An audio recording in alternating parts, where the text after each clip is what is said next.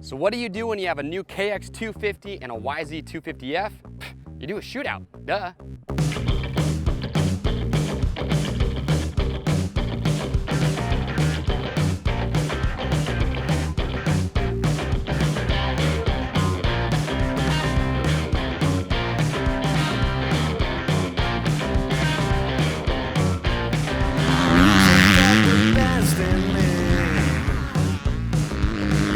Since I was a child, now it's showing its ugly face.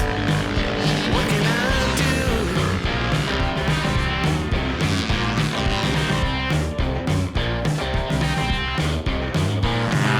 Music creeps into my dreams, wakes me into sweaty sheets, abandons me when nights died out.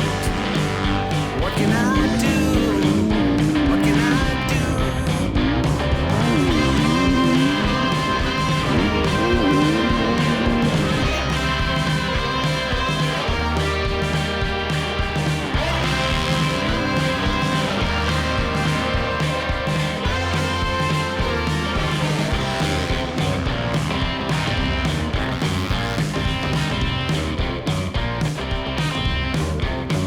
So I better use my legs and run before it is too late to flee.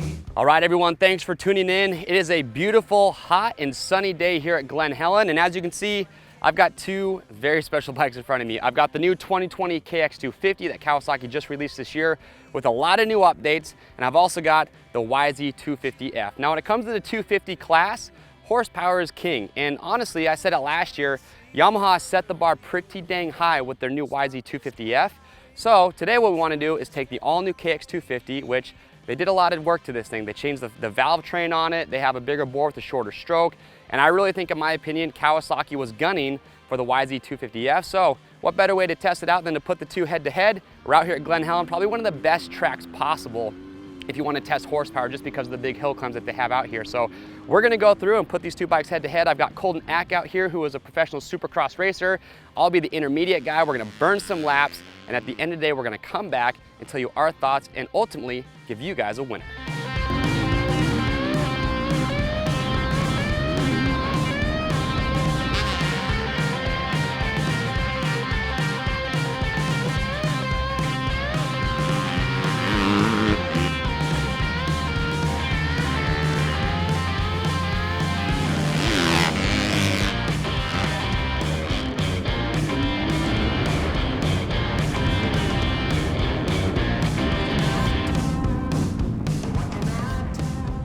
All right, everyone, thanks for tuning in. So Colton and I, we just got done burning a lot of laps out here at Glen Helen. Track got pretty rough today, square edgy, so it was a really good day for just testing bikes in general. But like I said earlier, we've got the new 2020 KX250 versus the YZ250F. Now I know it's on the 2020, but remember from 19 to 20, this bike was unchanged besides graphics, so it's still the same bike. Colton, in my opinion, I think when it comes to motors in the 250 class, that's kind of what's king. And Yamaha, if you ask anybody, is probably the most dominant bike in the last couple of years. And I think personally, Kawasaki had the blue crew in mind when they were building their engine package. They were going to compete with the Yamaha as far as bottom, mid to top. And after you and I rode this bike, they did a pretty freaking good job. Yeah, they really did. Like you said, the Yamaha's been the best motor for a handful of years now.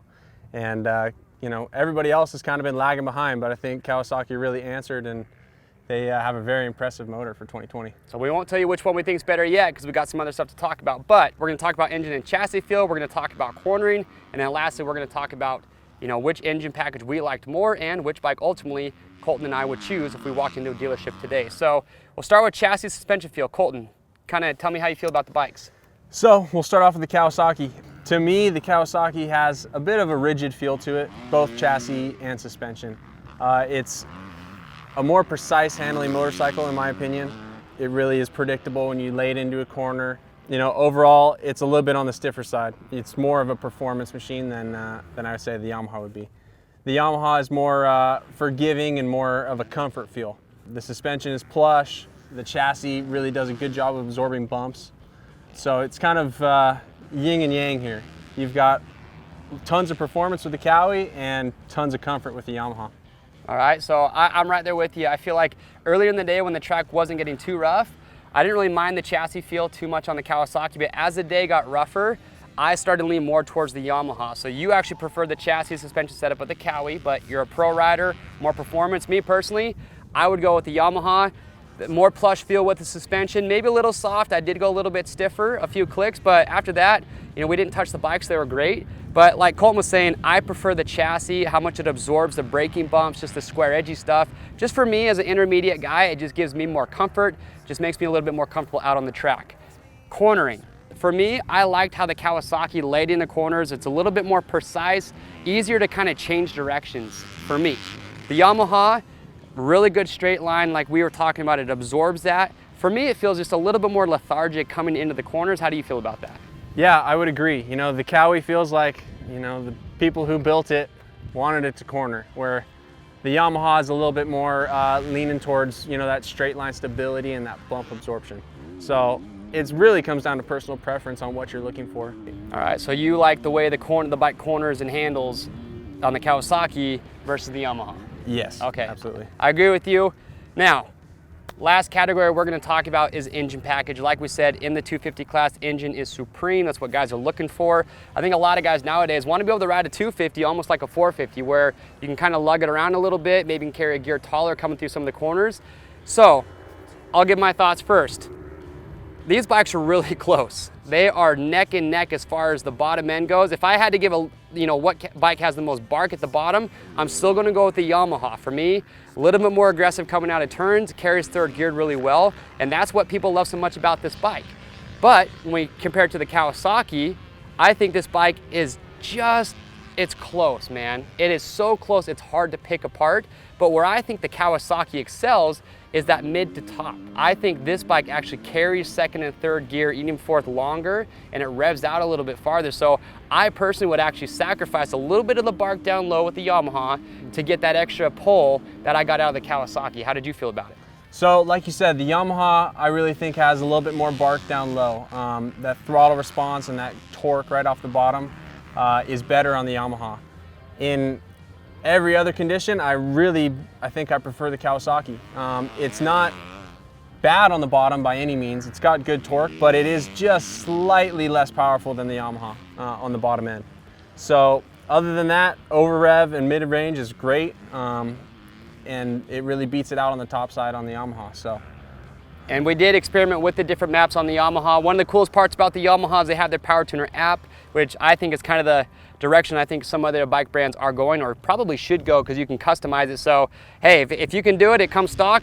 You can do it all you want. It counts in the shootout. So we actually put on the Kiefer Rink testing map on here today, tried some of those out. But ultimately for me, yeah, I agree. I think the Kawasaki engine package is probably what I would prefer. But the real question is, Colton, if you go to a dealership today, which one of these bikes are you going to buy?